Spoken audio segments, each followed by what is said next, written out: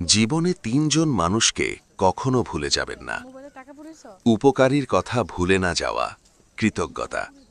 মানুষ যখন সংকটে পড়ে তখন তার পাশে দাঁড়ানো ব্যক্তিটি দেবদূতের মতো কাজ করে। নিঃস্বার্থভাবে কেউ যখন সাহায্যের হাত বাড়িয়ে দেয় তখন তার প্রতি কৃতজ্ঞ থাকা কেবল নৈতিক দায়িত্ব নয়, বরং এটি উন্নত চরিত্রের লক্ষণ।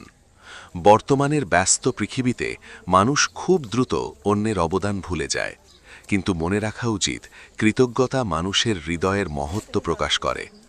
যে ব্যক্তি দুঃসময়ের বন্ধুকে সুসময়ে ভুলে যায় সে সমাজে তার বিশ্বাসযোগ্যতা হারায়। উপকারের প্রতিদান হয়তো সবসময় একইভাবে দেওয়া সম্ভব হয় না, কিন্তু মনে রাখা এবং সম্মান প্রদর্শন করাটাই মনুষ্যত্বের পরিচয়। ভালোবাসার মানুষকে ঘৃণা না করা, শ্রদ্ধা। ভালোবাসা পৃথিবীর সবচেয়ে পবিত্র এবং শক্তিশালী অনুভূতি।